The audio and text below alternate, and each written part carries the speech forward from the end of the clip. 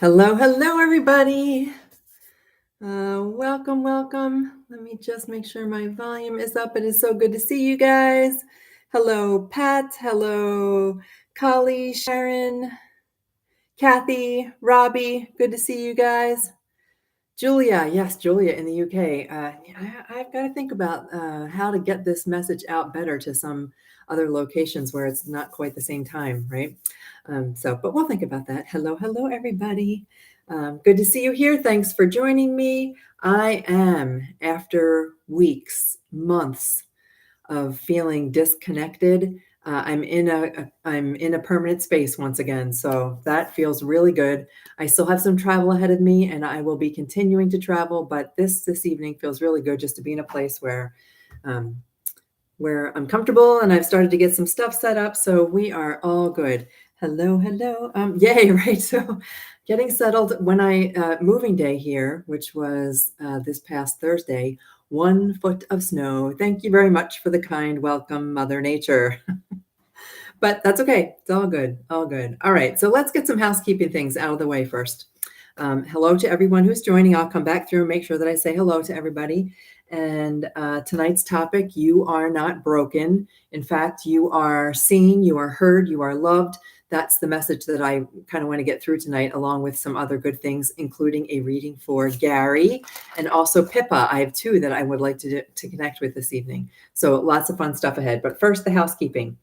For those of you who are catching me for the very first time, for those of you who are regulars, you just got to hang out, go get yourself a glass of wine, something, whatever, during the first 5 minutes of this while I welcome everybody else.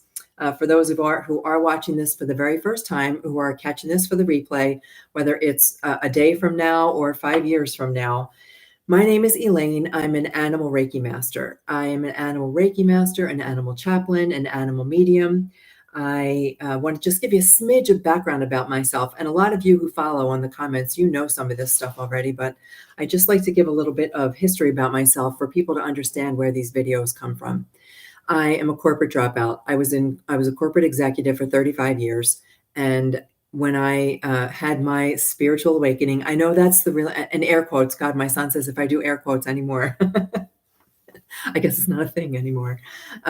When I had my spiritual awakening, which has become a popular term, but it's suitable. It suits us. We are experiencing something that we have not experienced before. And it has arisen in me so many new gifts and intuitive insights and so many things I want to share, and there's many of us out there doing this who are going through the same thing. And we are also being called to share to help people realize that they are more than who they've been shown to be through society and culture and education and all that kind of stuff. There's so much more to our lives than we possibly know. So I just want to give you a quick background. 35 years in corporate. I learned Reiki for a reason, because I had a family member who was sick. I quickly learned that I was being called by animals. I have always been called by animals, but never understood what to do with it. I wanted to be a marine biologist. I wanted to be an oceanographer. I wanted to be a zoologist. And when I was told that all of those things were not realistic, I thought, oh, then I'll be something realistic, like a veterinarian. I was told I wasn't smart enough. When I think back on all these things, why did the universe put all of these roadblocks in the way for me to wait until my 50s for me to understand? And now that's been almost a dozen years since I first understood what I really, really, really, what my purpose was, what I wanted to do with my life, and then had to be directly related to animals. And little did I know that the animals would lead me down this path, and that my Jack and Lucy and Winston, 3 senior dogs, Winston being a special needs dog. Most of you know the story of all 3 of them, that Jack and Winston, Lucy and Winston crossed within a week of each other, and Jack within the same year. So it's just been this wild journey, and they have opened so many doors, and they have shown me and taught me so many things that I now want to share with you.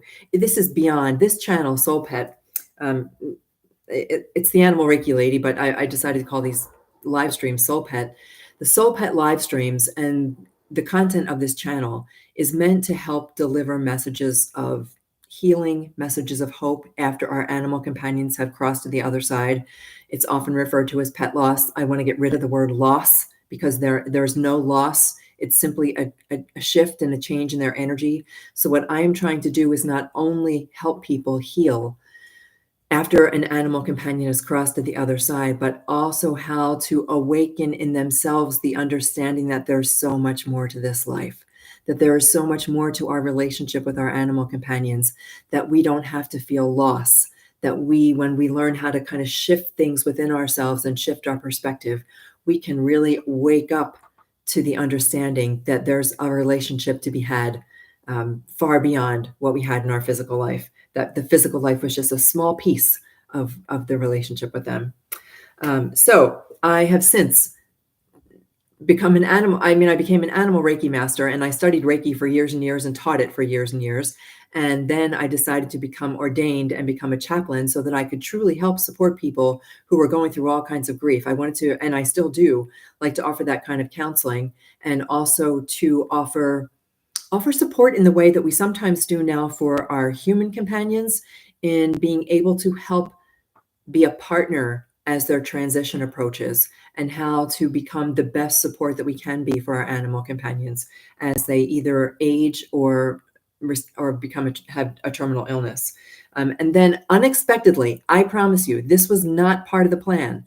Unexpectedly, when Lucy crossed, August 2020, right in the midst of the lockdown, when Lucy crossed to the other side, she is the one who showed me that we remain connected even after they leave their physical body. This is all Lucy's doing. So when I say that I am also an animal medium, I dislike the word medium, don't know what other word to call it, but I know that we are still connected, and I want to help everybody else feel that connection, whether it's through signs, through dreams, understanding, through knowing, through opening up all of our clairs, which are just simply clear sight, clear knowing, clear vision, all of that. I want us all to know how much we are connected. And then I have other animals. I call them the animal collective, because by this time I have now connected with hundreds of animals on the other side, animals who I have had the honor of being present with as they cross, and animals who you guys have allowed me to connect with. And it's just been the most beautiful experience. Okay, so that's the background behind the channel. So now let me just look at some comments. Happy Thanksgiving to everybody. I love that. Sharon, you're awesome. What are you cooking, Sherry? Sherry's usually cooking dinner right about now. And that is the other thing. Thank you, Kali, for that gentle reminder that we are here to support each other. That is also a byproduct. I had an idea, but I didn't really understand just how deeply this community would grow, that we are here to support each other. So for those of you who are new to the channel, whether it's tonight or in the future, know that you can join any of these live streams any Monday. And I try to comment on all of the comments that I receive on different videos. I'm back in the groove again with doing shorts. I am back in the groove again with doing weekly videos aside from live streams. Now that I'm once again settled, I'll be able to get back into all the habits that things just kind of were in a transition for the past couple of months, and I just had to go with it.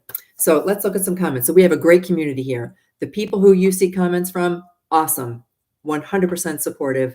They not only do they understand, they empathize, and not only do they support, they offer comfort for the same comfort that they also receive from each of you. Okay. Always look forward to Mondays. Cool, Karen. And hi, Fatima. Rough Saturday. Keeping my head up, waiting for tonight. Okay. There's been a lot going on. I started to mention this last week and I got sidetracked, as I often do. It's just the nature of live streams and the fact that I just like to go with the flow and the thoughts that come to my mind. And I do automatic writing. So I write things down before I do the live stream. I do a meditation. I also do that in order to connect with the animals. But I do like to also just speak to the topics that you guys raise in the comments and the questions that you come up with. And I started to mention last week about astrology, and that I'm not much into astrology, but I had somebody who's very experienced at astrology, speak to me about the full moon that happened on November 15th. And the information that she gave to me, even though it's astrological in nature, I am beginning to place more and more credence in everything.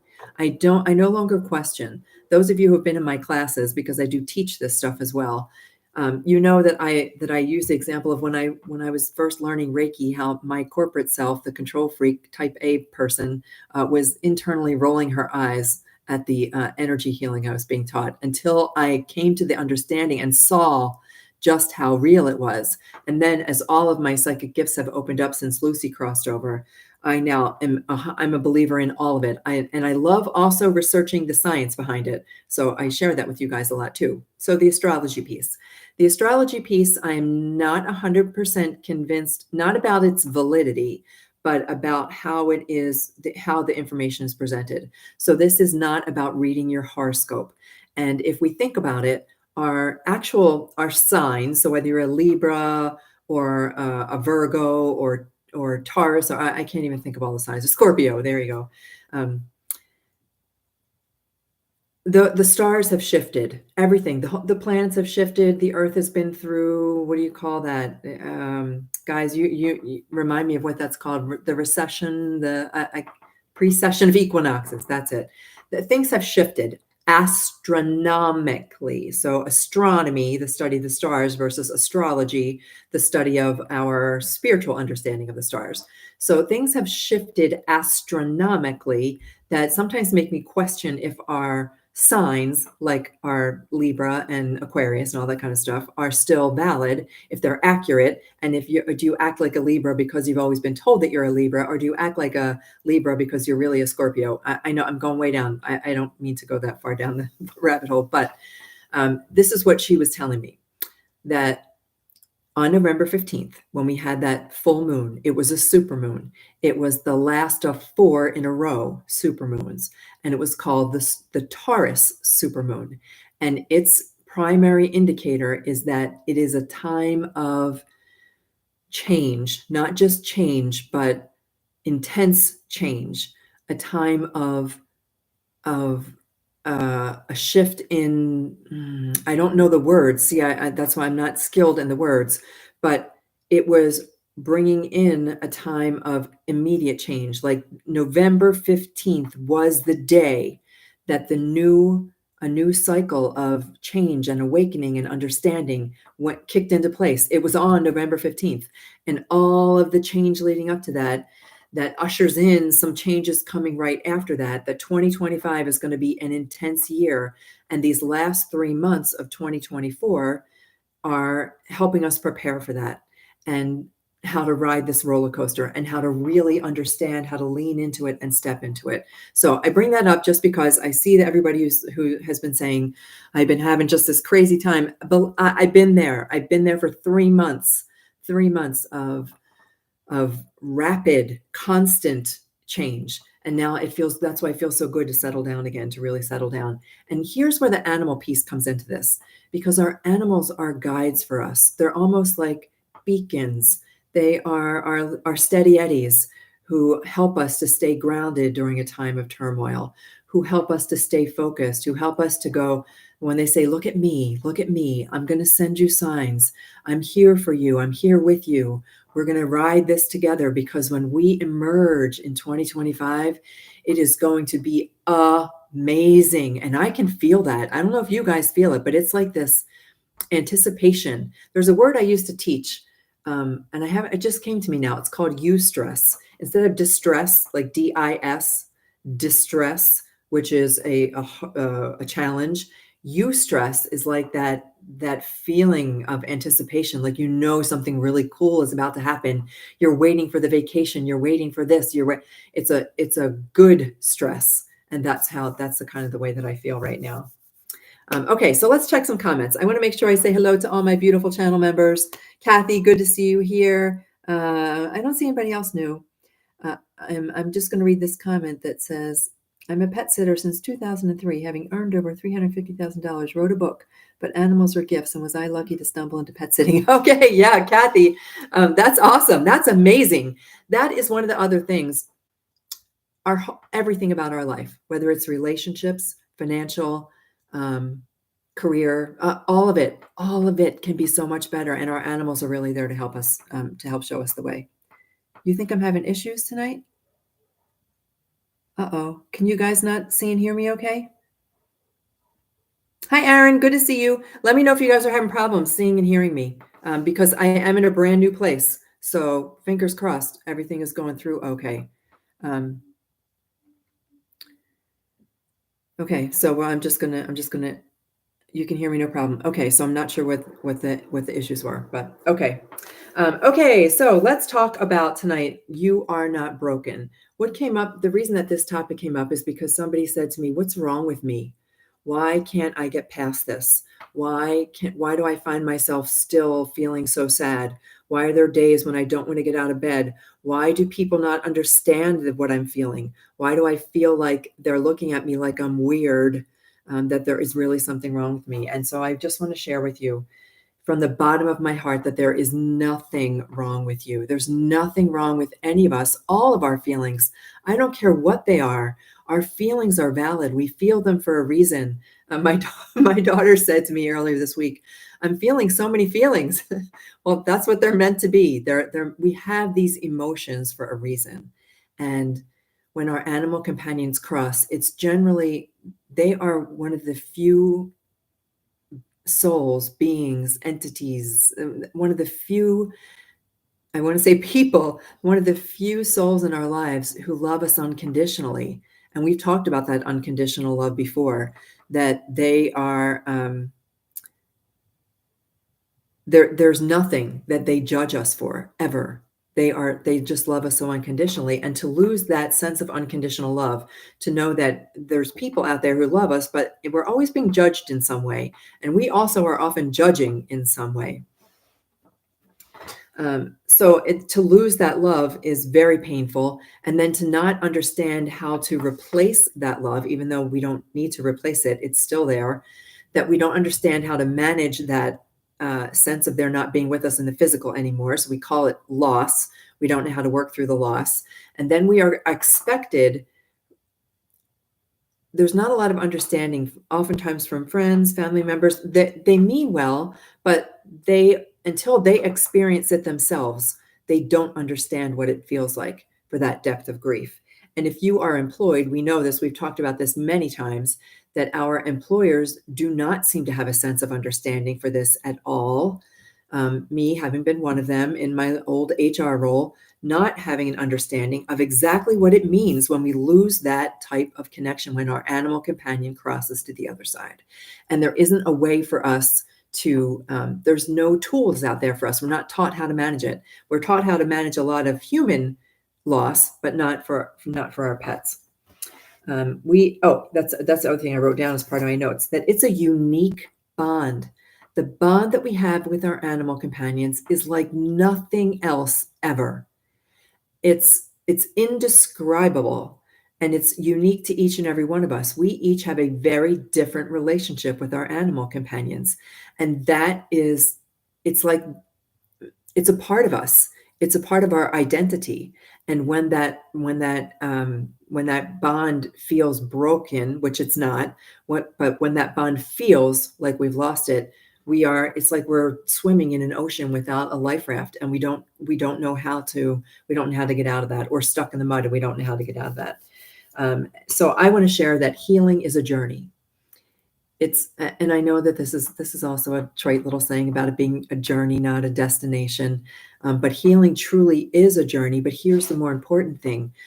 Healing is a journey that is as unique as our animal companion. So nobody's healing is going to be the same. And I want to kind of move away from using the word healing, because it implies that there's something that needs to be fixed. It implies that there's something that is broken and that we need to find a way to fix that.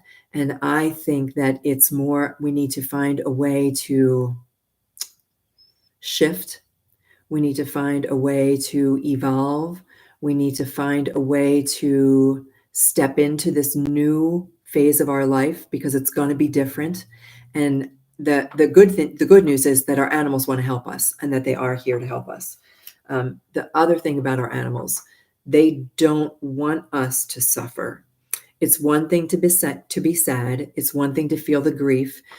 We also talk often, frequently on this channel, about guilt and about regret and about anger, all of those denser emotions. But for tonight, we're just going to focus on the grief. They really don't want us to suffer. So they are ready to help us move out of this if we are open to the possibility of moving out of it. And I'm going to try to share some things tonight, both in the readings from Pippa and Gary, but also from some of the insights that I got from our beautiful animal collective. That's what I call them, the animal collective. Hang on while I take a drink, and then we're going to check comments real quick. Okay, Kali. Yeah, woo-woo. We are, I always do a dose of woo-woo. That's the other thing. I like to give practical advice. I love to give spiritual comfort and words of healing, messages of hope. But I also throw in a hefty dose of the woo, because I have come to understand that it's not hairy-fairy, and it's not the new age hippy dippy stuff. The things that I share with you are real, and I wouldn't share them if I hadn't first practiced everything myself. I don't ever share with you anything that I don't first explore myself, and I'm the first one to say if I'm still exploring.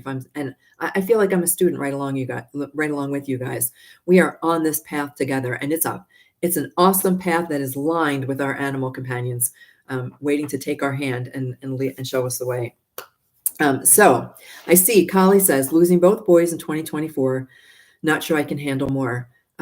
So I'm going to share, if people don't know already, that it was why do I keep saying Jack? It was Lucy and Winston who crossed within 1 week of each other. Lucy crossed on a Monday, Winston crossed on Saturday, and Lucy was assisted. So this was something that we planned for. It was something that her and I sat with together, that we meditated on together before we made the decision. And then hers was assisted. Winston was not. I've shared the story before that when Winston crossed, it was, I thought we had a deal that I knew how sick he was. I knew what a special needs doggy he was. And in my mind, I had this vision of him sitting in my arms. He's a little doggy.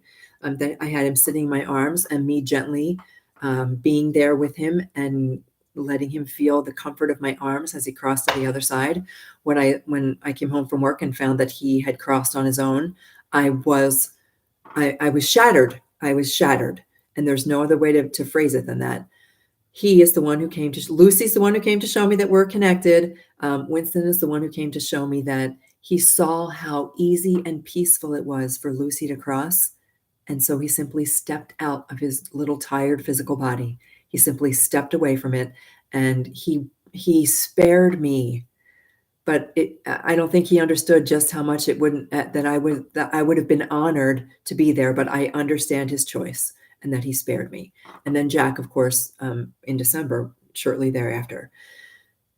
I understood with my senior doggies what was happening logically. It's one thing to understand logically when we are prepared for them to pass. It's a whole different thing once they cross and our heart is left on the floor.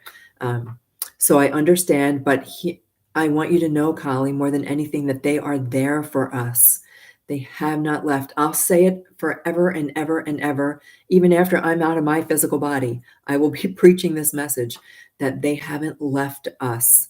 Even though we don't have their physical body with us anymore, we can have the relationship on a whole different level. And we'll get into a little bit more with that. Let's see. Employers can be awful. That you gave somebody 3 days off. I don't think I will ever find myself again in a corporate role, but I would love to train other human resources professionals in why they need to offer pet bereavement, because why would you ask? It doesn't matter. I don't care what the loss was. When somebody experiences that kind of deep personal loss, if you want to talk about it from a business standpoint, the lack of productivity that you're going to have, there's just no point. It's like having somebody who's got the flu, making them come into the office when they're just going to spread that flu to everybody.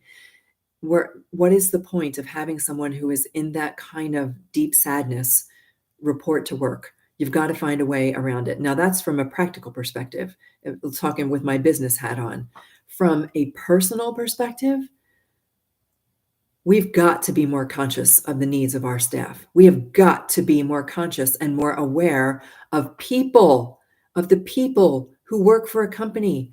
They're human beings, and we need to be able to help them through these times. So that is beautiful that you were able to do that. Greg Braden, well, you guys know, I don't know why this happens, guys, why the light just goes in and out. I've got the same two lights here that I always have. Yeah, it just fades in and out. Okay, those are the animals being silly with my technology. Greg Braden. I love to share all the resources that I use. I adore Greg Braden. He teaches the heart brain coherence.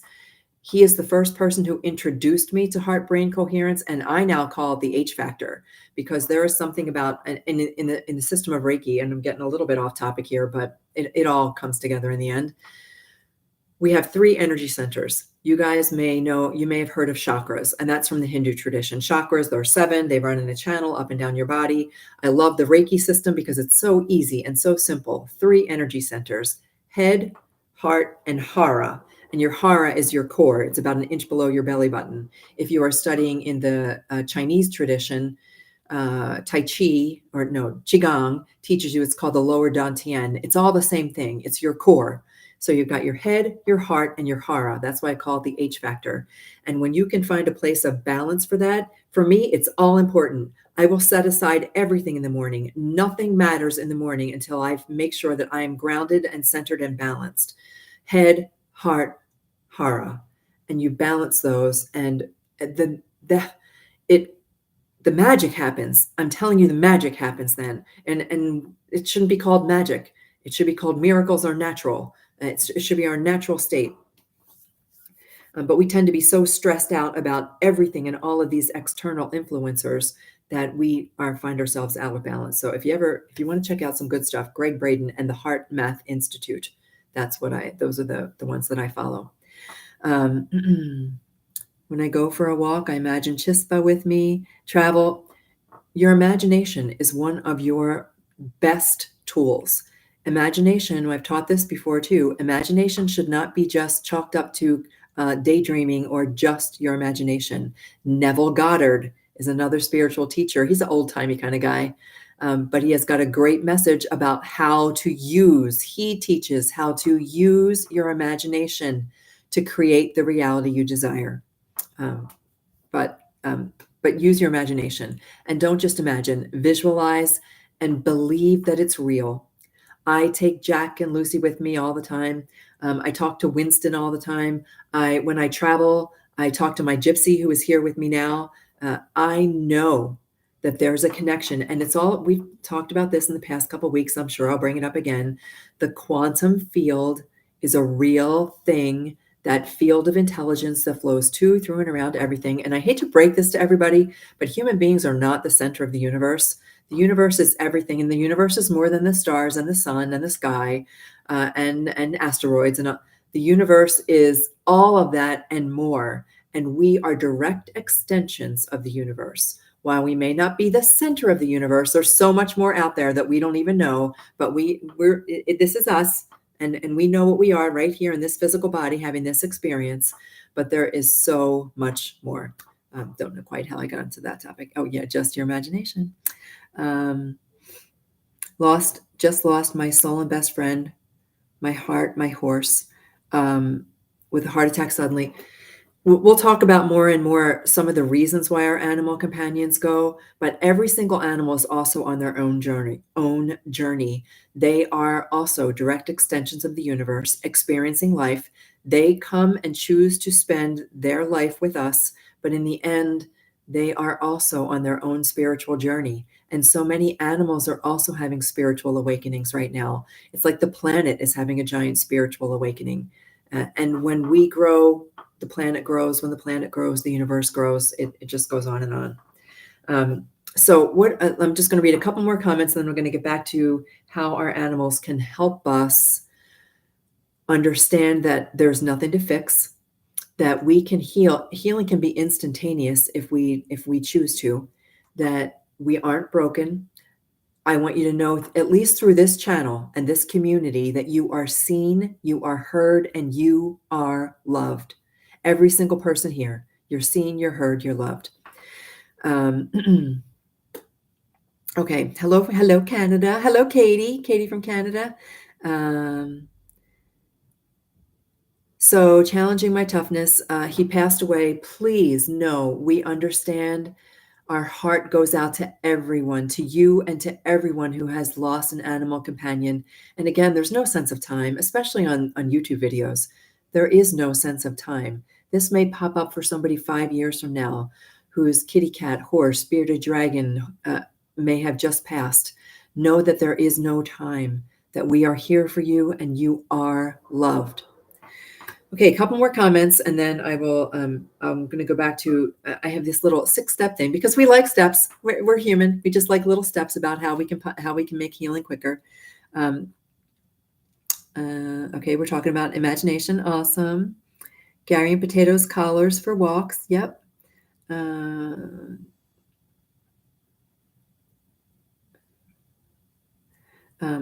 Okay, so others who have lost animals at the same time. Greg Braden has been watching me. So smart. So I'm going to mention something to you guys.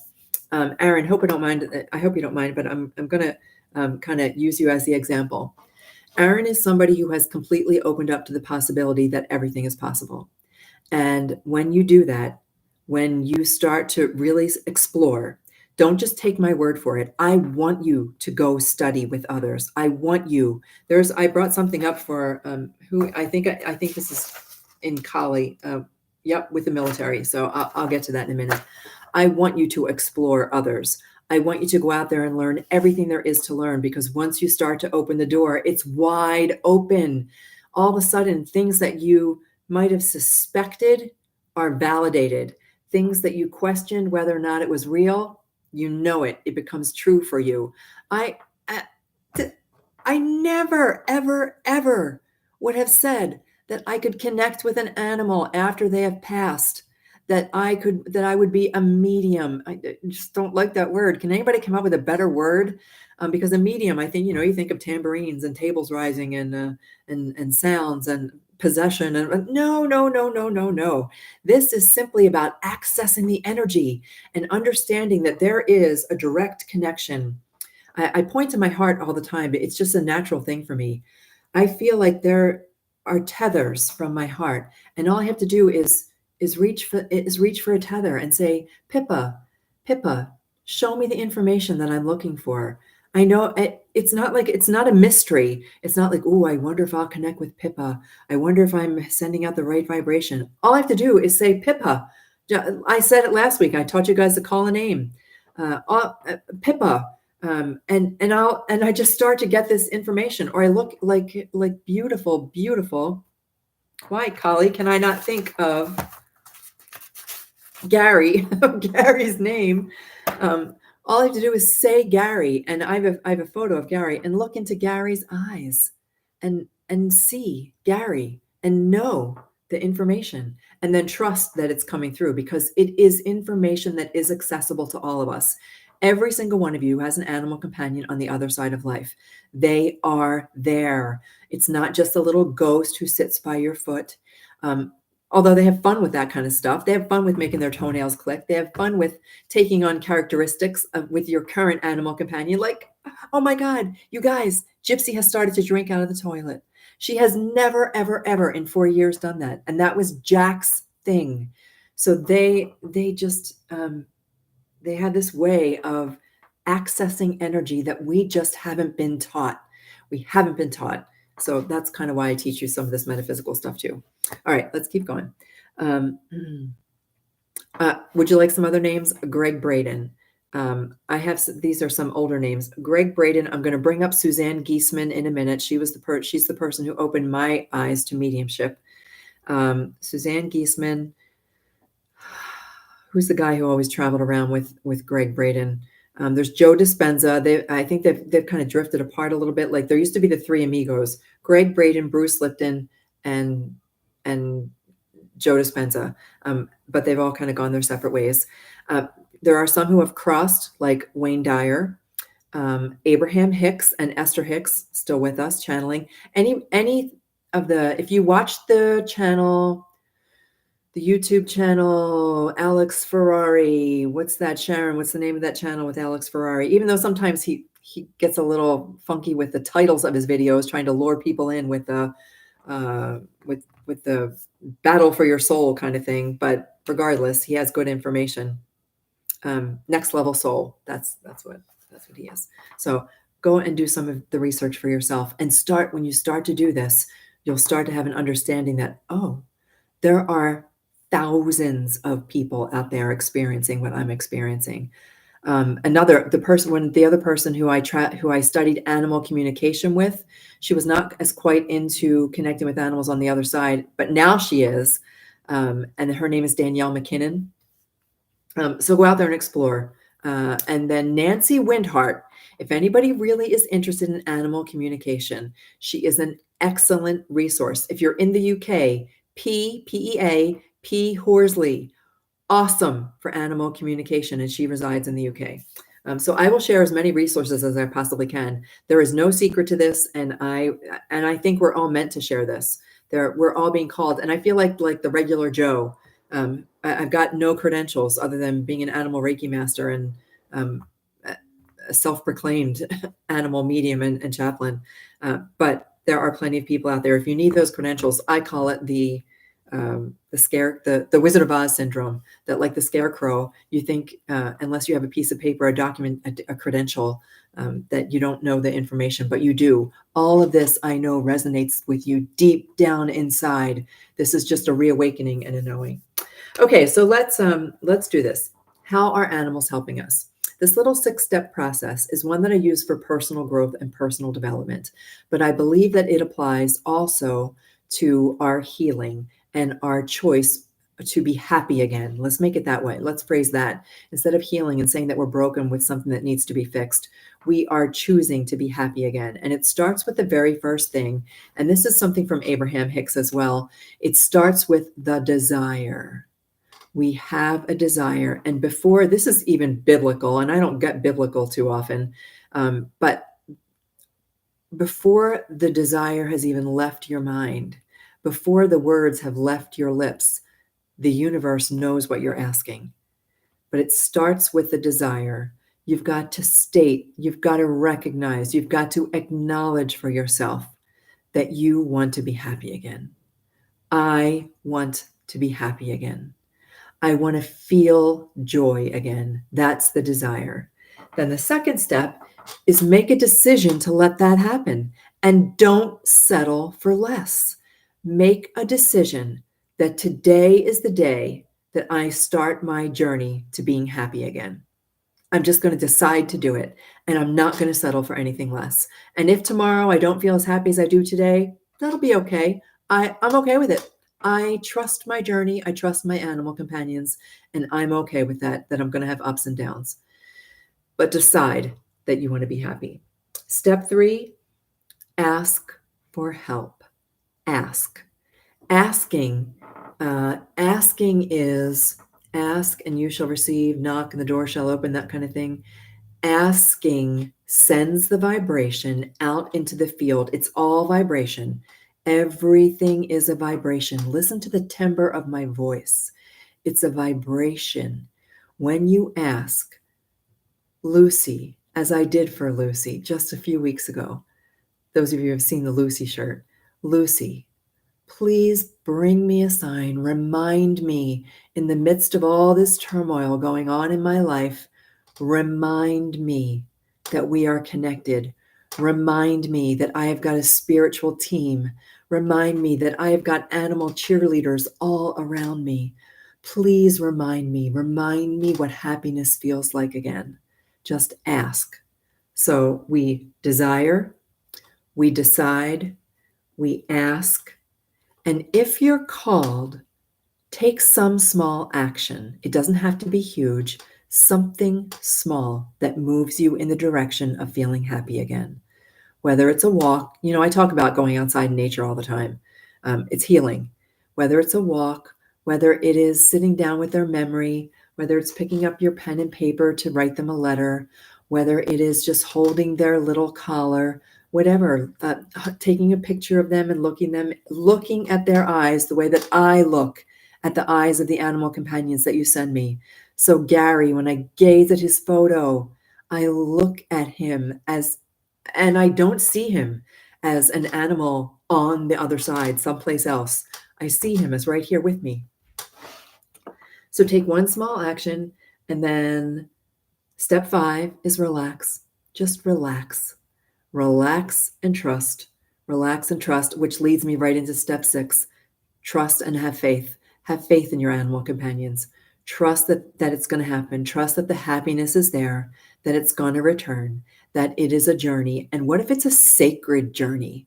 Like, what if this is a hero's journey that you are on, and you are going through these steps because on the other side, you will come out more than happy. You will come out like Aaron. You will come out wanting to share this message just like I want to share this message. You will come out so much different on the other side. So it's a sacred journey, a truly sacred journey. And this is the other thing I like to say about our animal companions, and this is going to lead me into Pippa. See them as perfect and whole. See your animal companion as perfect and whole the way that you want to be seen as perfect and whole. You don't want to be seen as broken. You don't want your coworkers to be whispering behind your back. You don't want family members to be going, oh, get over it already. You want to be seen as whole and perfect and happy and beautiful and loving just the way you are. You want to be accepted for who you are. And so that's the way I would encourage you to view your animal companions who have left their physical body. Don't worry about their amputation. Don't worry about that they had some kind of chronic condition that caused them to die. Don't worry about the unexpected illness that caused them to pass. They want to be seen as whole, and they want you to see them as whole. I picture them as perfect. It's one of the big lessons in animal Reiki that we teach, is that every animal is a sentient being. They have preferences, they have choices, they have their own life, they're on their own journey, and all they want to do is be loved and seen for who they are. So do that for them as much as you want it done for yourself. Watch how the doors begin to open. Just watch how it opens for you. And every single day, make it a practice. Every single day, do something. There's not a day that goes by that I don't talk to Jack, Lucy, Winston, Beardy. There are some animals, Kuda. There are animals that I will talk to for the rest of my life. Jake, Zoe. I'll never stop talking to them. I will always be connected with them. And I speak to them as if they are present here with me in the physical. See them as perfect as whole. We're going to talk about Pippa in a second. They don't know that something was wrong, by the way. If they were in their physical body and they had it, like we're going to talk about the amputation, and they had an amputation, they don't know what that is. They don't know what cancer is. They don't know what diabetes is. They don't know what kidney failure is. They know that they're not feeling well. They know that their body isn't right, but they don't know any of those things. We know them. So if we can kind of shift our perspective around that, we can help them with that also, because they are so attuned to us. Okay, so let me just check the comments once more. And I also wrote down here that Gypsy has no idea that she does not have eyes. Gypsy's my beautiful doggie. Gypsy does not have any clue that she doesn't have eyes. Now, sometimes often she comes and sits in my lap. She loves to cuddle. She's a snuggle bug. She loves to cuddle, and she loves to have that area around her face massaged. She loves to have it. She just likes gentle massage, and she loves to have pressure. I put a little pressure there and pull her skin back a little bit. She loves it. She leans into it. And I think I get a sense it's because she gets headaches and it relieves her headaches. But regardless, she doesn't know she doesn't have eyes. It's not even a thing for her. People don't even recognize that she's blind. She can maneuver just about anything, and she looks at you as if she has eyes, and she blinks, and when she's asleep, you can see them relaxed. when she's alert and she moves and she expresses with one eyebrow and the other eyebrow. She can smell, she can see. I'm going to say see. She can see when you have food. Um, she can see people and other dogs. She actively sees other dogs without, so she doesn't know she doesn't have eyes. So our animal companions are wonderful that way. We would know, right? We'd be going, oh, poor me. I had to. They don't ever think about themselves that way. There's no such thing as self-pity in the animal kingdom. Okay, let's, you're in Florida. And Kendra, hello to you too, sweetheart. Suzanne Giesman is awesome. Judy, right? So Suzanne Giesman, I'm going to get to this when we talk about Gary and the military, but Suzanne Giesman is the first person I ever studied with who was actually able to help me understand what I was doing and how these connections are perfectly normal and perfectly natural. So I'll tell you a little bit more about her in just a minute. Okay, let's talk about Pippa. And I just have to check with Gary real quick here.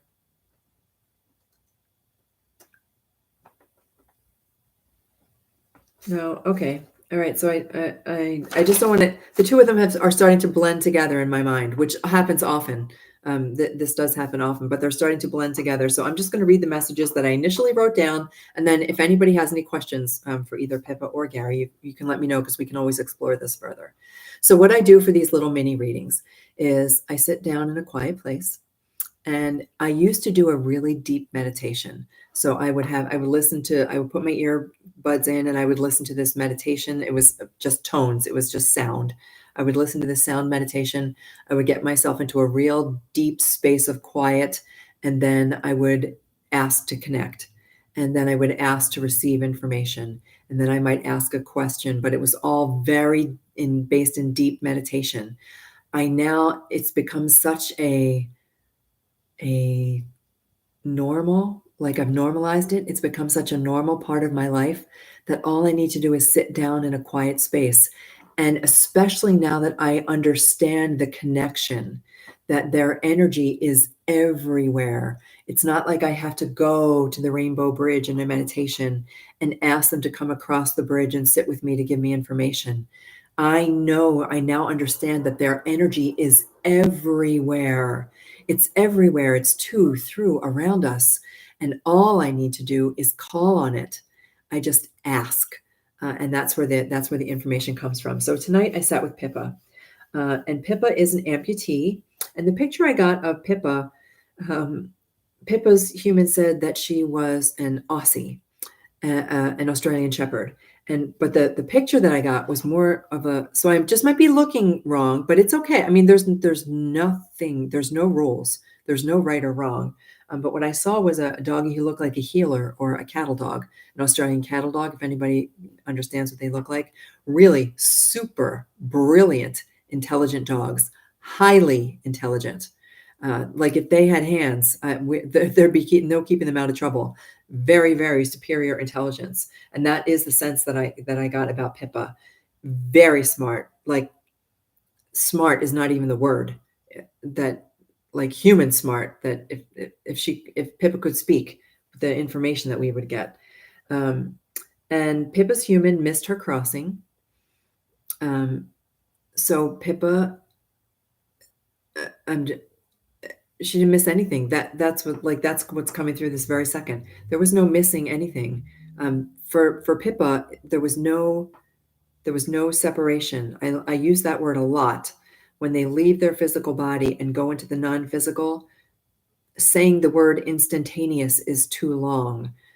They're transitioned and they're in this field of energy, and they sometimes have out-of-body experiences. So they are often looking and seeing what's happening, but they're no longer in their physical body, even though their physical body may still have activity in it, like a heartbeat and warmth. But that's what I get from Pippa, that you didn't miss anything, because the moment that Pippa left her body, she was with you. She was right with you instantly. Pippa, abused as a pup, fearful, timid, and brave. Fearful, timid, and brave. That's the descriptors that I took from the message that I received. that she was fearful, timid, but brave. And she really wasn't that fearful and timid. Um, she was tender. She was cautious. She was cautious, might be the word. But if she got to know you, there was nothing would stand in the way between you and her once she opened up to you. Was the surgery too much for her? These are some questions that were asked. Was the surgery too much for her? Going through chemo, she was happy and smiling even through the very end. It's always okay. When I get those kinds of questions, those come from our humanness, our human. Because when we know something's wrong, it takes us down the rabbit hole of knowing that something's wrong. For her, it didn't, she was not bothered at all. Pippa was not in the least bit bothered. Her whole life centered around you. Her whole life was happy, happy, happy, happy. She barely actually remembers. For her, it's a blip. She does not even remember what her life was like as a pup when she was mistreated. And I've seen that again and again and again, even with Gypsy. They don't carry those memories like people do. People, and this is why we kind of like transfer this to our animals. Animals are in some ways so much smarter than we are. People, we have long-term memories that we hold on to. And I have not used this analogy for a long time, but there is not a cat in the world who says, my mother was the worst. I can't believe the way my mother raised me. Look at the way I turned out after spending all that time with my mother. She was just mommy dearest. No cat in the world ever says that. No animal ever feels that. They don't dwell. They don't think about yesterday. And they definitely do not carry grudges with them from there. So Pippa wants to relieve you of that concern that she was happy. She was happy. She was happy with you. She was happy in Canada. She was happy in Mexico. She was happy where didn't matter. She doesn't know what Canada and Mexico are. She was happy wherever her people were. That's where she was happiest. And that she also traveled to you. So this goes a little bit down the woo-woo trail, down the rabbit hole, and that is astral travel. Astral travel is one of those new age terms. When people hear it, it's a new age term. And when people hear it, they go, astral travel. I don't want it. It's simply, she understood that she was able to access energy that was not in her physical presence. So even when you were not there with her physically, she could transport herself in her mind to where you were. And you may have noticed that, like you may have felt her presence with you. I don't know if that's the case or not. I'm looking. She was a blue healer. Okay. All right. So it's Karen. Okay. I had Kathy stuck in my mind. Karen. Yep. Okay. A blue healer. Good. So that's funny because I picked blue healer right off the top. You may, Karen, have felt her, and I'd love to know if you did, because she's telling me that in the time that you were not together, she barely, there was no missing you. Like she didn't walk around all day wondering, I wonder where my mama is. Even she was with your partner, but she did not have a sense of distance. And animals also don't have the same sense of time. For anybody who's got an animal companion, when you travel, they don't have the same sense of time. They're not sitting around watching the clock, wondering which day it is that you're going to come home and why has it been 2 weeks and do you not love them anymore? Nope. Doesn't happen. Does not happen. Their sense of time is really much more condensed. So they don't like count the number of sleeps between the times that they see you. That's us. It's always okay. All amputees. Oh, as I was sitting with Pippa, because Jake was one of my fosters who was an amputee, and Jake did not know. Like he's the one who taught me that. What's an amputee? And what do you mean I don't have a leg? They don't get that at all. For him, he was whole. And when I would sit with him and picture his healing, I would picture him as whole. I would not just whole, because I didn't picture him as having 4 legs. I pictured him running happy. I pictured him running free. I pictured him running without pain. I pictured him healthy because Jake had an amputation due to cancer. I pictured him happy and whole and free of osteosarcoma and free of the pain and free of it all. And that's how I held him in my mind. And that's how he showed me that he wanted to be seen. So I had this sense that any animal who has ever been through a similar surgery, it's like I was filled with this sense of complete wellness, that why do we, they're not looking for our pity. The right words aren't coming. I think it's about the self-pity, that they don't feel self-pity. So why would we pity them? There's no need to feel that, and that you gave the best possible life, and that out-of-body experience. So I also got a sense of something stuck in Pippa's throat. So I don't know what that was, but it was right here, like right here. I sometimes get physical sensations. I always reach out with all my senses. And there was also a loud humming sound as I was sitting with Pippa. I don't know what that was, a very loud humming sound, this sense of something stuck in my throat. But then Pippa gave me a sense of an out-of-body experience, that when it was time for Pippa to cross, Pippa left the physical body and could see everything that was going on, much like we describe for humans that have out-of-body experiences or near-death experiences. I had a sense of Pippa watching from above. It was a weird sensation to feel Pippa watching from above, and that she traveled to be with you. Okay, I'm going to look at comments real quick, and then I'm going to go to Gary. Wondering I would love my 2 young dogs one after another. Mommy 23, lucky me. I'm not sure the question. Elaine, check out Mommy 2. Thank you, Sharon. She knows, because all the comments scroll by so fast. And Sharon, my secretary, says, Elaine, check out the question. Wondering why I would love my 2 young dogs one after another.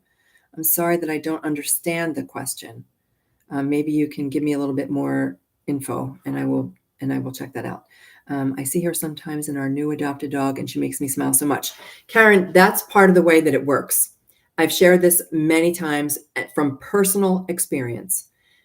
Gypsy, over the past, she's been with us almost 4 years. It'll be 4 years in January. Over the past 4 years, she has taken on characteristics that were very unique to my other animals. This is how I also know that they know how to access energy, and they know from both sides. They know how to utilize the energy, not just access it.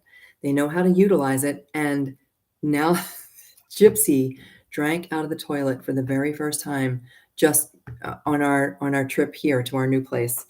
And she has now done it 3 times. So it's so unusual. It's so unusual because she's never done it before, and it was a habit that only Jack had.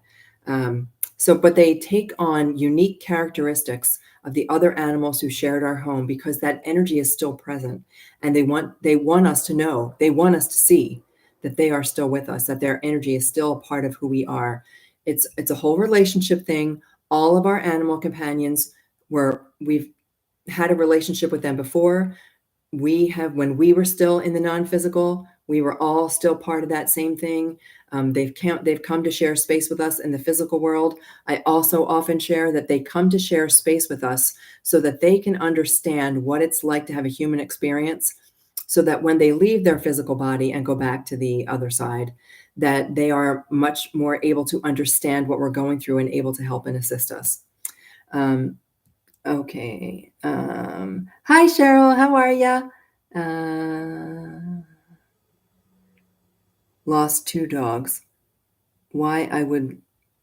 Oh, because the word says love. Why would I love my 2 young dogs one after the other, as opposed to losing them? That's a hard question for me to answer in a way that's going to be satisfactory for you. I kind of already answered it a little bit, in that every single animal is on their own journey, And part of that journey is to help us evolve and grow. And sometimes I just learned this week, and I don't have the term. Sharon, I don't know if you remember the term of an animal who comes into our life in order to prepare us for the next soulmate animal who's about to come into our life. Sometimes when animals are with us for such a short period of time, it's because they are here for a very, very specific purpose, and that is to help us prepare for what comes next. I will often speak about when our animals cross to the other side, we become better animal companions for future animals in our life. I know now, even knowing what I know, but Lucy and Jack and Winston, before I became aware of the things that I'm aware of now, I was their human mama for a good number of years before I began to have an understanding. So I would go back and change everything I did with them from the time that they came into my home as a puppy. I would reshift the way that I interacted with them. But that's okay. I'm not saying that in regret, and I'm not saying it out of guilt. I'm saying it out of understanding that now I know. And Lucy, I can see her with me right now. Lucy going, yeah, took you long enough. The next time, like Gypsy, I've done everything differently with Gypsy than I would have 10 years ago when an animal came into my life. So they are teaching us, not that we are silly humans who need to learn something, but they are partners in our beautiful spiritual journey. And they're helping us. They're helping us to become better people. They're helping us to become aware. They're helping us to have better lives. They're helping us to be future better companions for animals as our life goes on. There are so many things, and I don't know the specific situation for your two little doggies, but there is always a reason. And we can also ask them the reason. We'll talk more about automatic writing at another time. I'm not going to get into it because we're already at the hour mark now, and I want to do Gary. But I use automatic writing that's my little marker. With my magic big pen, I receive so much information. I write it down and I ask specific questions. Even of my own animals, I ask questions. All right, for Kali. Let's read for Gary. Gary, Kali, you mentioned about the military. That's why I want to bring up Suzanne Giesman, an ex-military dog. I got a sense that that Gary was also military. Maybe not in this life, but in a past life, Gary was a military dog. Like, I got a strong sense of order and strength and rules. And there's something else. There's another word that I'm not coming up with, but I got a strong sense that Gary was a military dog in the past. A legacy. This is what I wrote down: a legacy of protection. A legacy of protection that comes from Kali. And as a cane corso, what Gary is sharing is showing you how not just you, but all of us, showing you how not to judge a book by its cover, not to make assumptions about others, and not to read your writing, Elaine. Not to make assumptions about others, and how to stand your ground when others start making assumptions about you. That's part of what his message is. So it's how not to make assumptions about others and how to stand your ground when they start to make assumptions about you. And then I got this sound like a harumph. That's what I wrote down, harumph. But the sound I'm trying to indicate is, did he really like huff, chuff? Like when he would sit, did he sit with gusto? Did he, if he became impatient, did he have a specific sound that he made? Yep, I got that. I definitely got that she lost her dog's courage. Yes. Oh my God. He would air bark. That's good. I love that. That's the air bark. All right. So that's the sound I'm going with. And like a whisper bark. Oh, that is hilarious. So this a whisper bark. I can only imagine from this beautiful big dog. Also, that nobody ever won a game of tug with him. And I'm sure that's just also the nature of the type of dog that he was. But yeah, nobody could. It was almost frustrating that nobody could. He always had to. I don't know what the word is for that either, that it was hard to actually play, that you'd want to play with him, but it was hard to play because there was no, there was no give, only take. All right. I wrote down orange banana. Haven't a clue what that means. Haven't a clue what it means, but I write down everything. I write down everything without filter because it either is going to mean something or it's not. Aaron, right? Aaron's probably going to sleep now, but we still talk about the marching band that it just came through as part of the reading, but still haven't figured out what that is. So I don't know if that was a toy. Send you a video clip. And he loved tug. Okay, I got the tug. And he loved tug, but there was just no winning, right? There, and it gets frustrating when there's no winning. And that he loved speed. That was the other thing I got, like running at top speed, like at full blown top speed run is what he actually thrilled. Like it gave him such a jolt of adrenaline to have that full speed run. The movie Top Gun comes to mind, where I feel the need for speed. Your question, one of the questions that you had, Kali, was about dreaming, and that it's hard for you to come through in a dream. So this will also come back. I know that Aaron will watch the rest of this video at some point. Kuda comes really strongly to Aaron in dreams. Aaron is now really connected through dreams. And it didn't happen all the time, but it didn't happen right away. It just takes a little bit of practice. And I would encourage you not to step away from it, but to keep fostering it. And I teach, maybe we'll do that. Maybe I'll do that for next week, talk about dreams. I do teach dream work and how we can use our dreams and how to access specifically, not to have dreams be random, but to really focus on connecting with animals in our dreams. And I think that they come through to us a lot in our dreams and we don't remember it. Our dreams are like, they're just like little whispers that float off. And as soon as you wake up, you think that you're going to remember a dream and then it's gone. It's just like floats away and you can't remember it. And then sometimes like a week later, something will trigger a dream memory in you. But so I think that they do come to us often in our dreams and that we don't remember. But you can consciously foster the connection with dreams. So the way that I teach dream work, and this is just a little piece, so maybe we really will do this for next week. The way that I teach dream work is right as you're falling asleep. So you have to really set the stage. I cover everything in my room. In fact, now there's a new smoke detector. I've got to put some electrical tape over it. I filter out all extraneous light in my room. I want it to be completely dark when I go to sleep.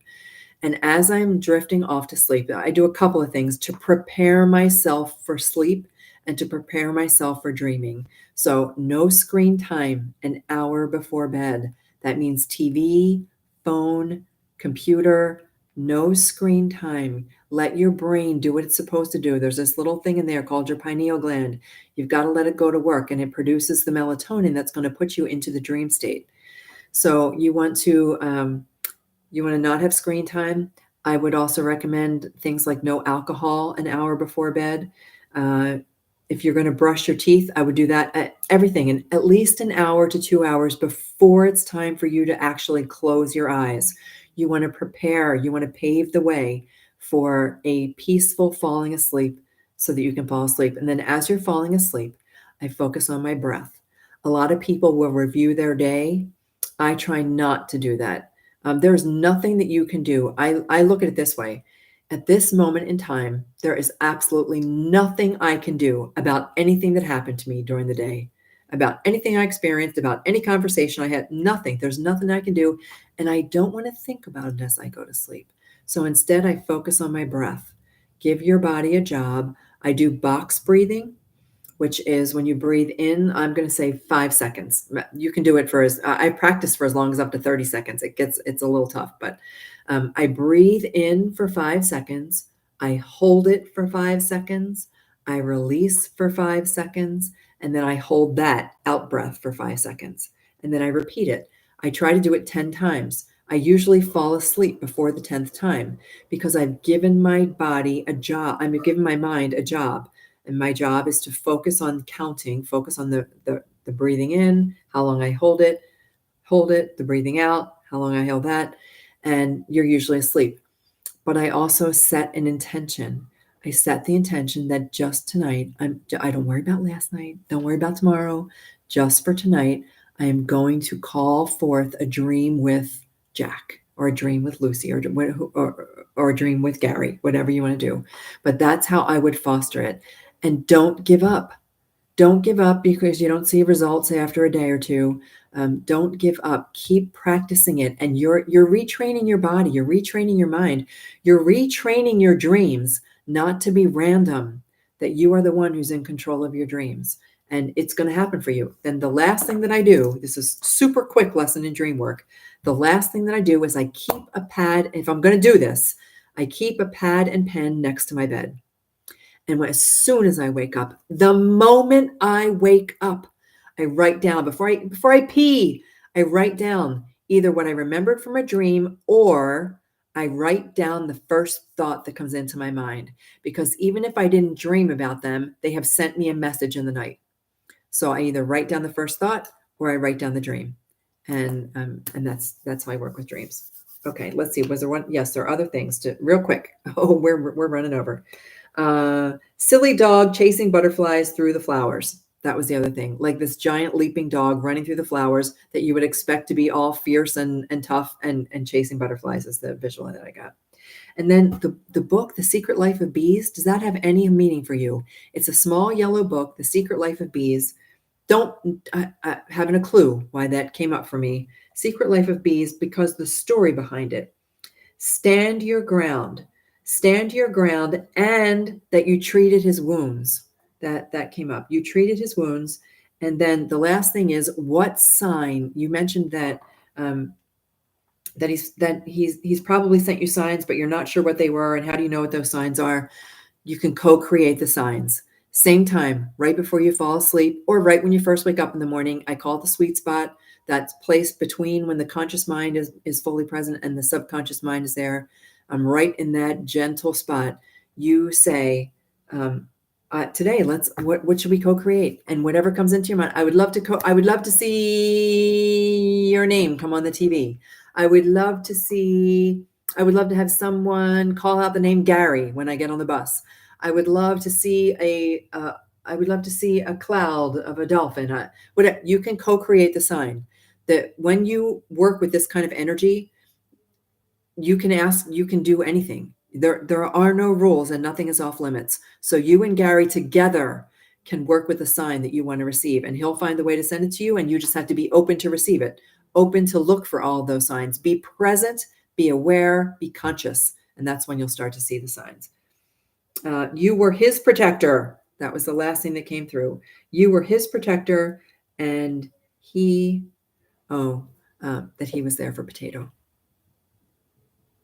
Yep. And I'm not going to say more about that because it's going to make me cry. Okay, I'm going to read some comments. He was a Zoomy. He would Zoomy and buck with joy.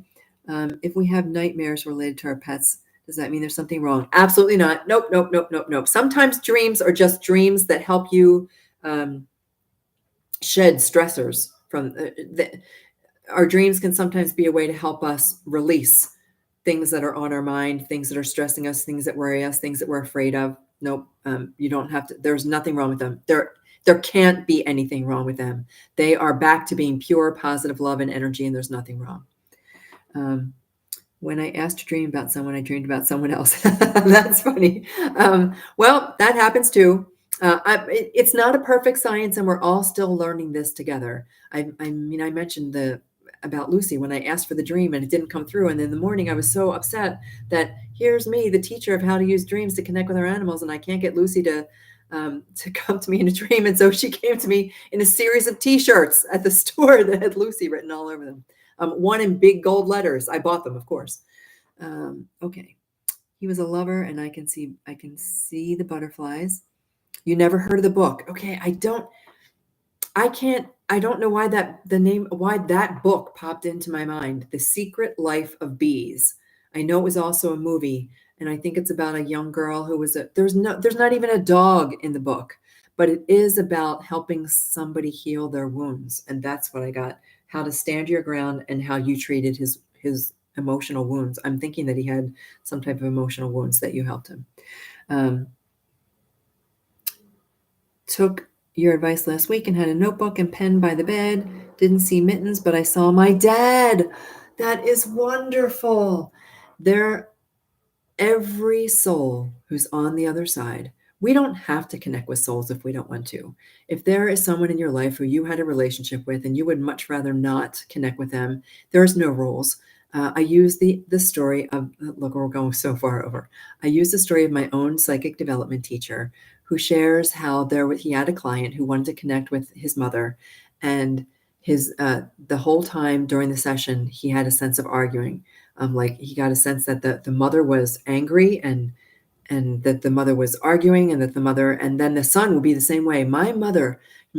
He had nothing kind to say about his mother. And then when the session was over, my teacher said, I said to him, I'm sorry, I usually don't get a sense of anger from the other side. And what he understood was that was their relationship. They loved to bicker. Bickering was what they did, and bickering made him feel good. And all he wanted was to have a good old bicker session with his mom. And so there are no rules. And if your dad came through to you, that is amazing. That's beautiful. I don't get to connect with my dad as much as I would like to. Daddy, I really, really would like to connect with you tonight. So we'll see if that happens for me. I definitely protected him as much as he does me. Had a bad past. Didn't trust when he came. Grew to trust me implicitly. Awesome. He was absolutely there for Potato. All of our animal companions, by the way, I mentioned this last week, and it came up many times. It's funny how these things like come in cycles. That no animal crosses by themselves. There's always somebody there. And I say there's a grandpa. There's a grandpa there for every animal who crosses to the other side. But it doesn't have to be a grandpa. It can be a grandma. It can be an angel. It can be another dog, another cat, another horse. There's always somebody there to greet our animals on the other side. They are never, ever alone. They're extensions of God. They're never alone. They're beautiful angels. They are not lost. They're well cared for, and ready to connect with us and help us to have better lives. Okay, my friends, I gotta go. I will see you again next week. And in the meantime, for any of you who are in my class, I'll see you tomorrow night, Tuesday. And I guess that's it for now. Have a beautiful angels, 100%. All right, my friends, have a beautiful night. Have a beautiful week. I may see you later this week, or else I'll see you Monday. Until then, may animals light your way. Take care, everybody. You are loved.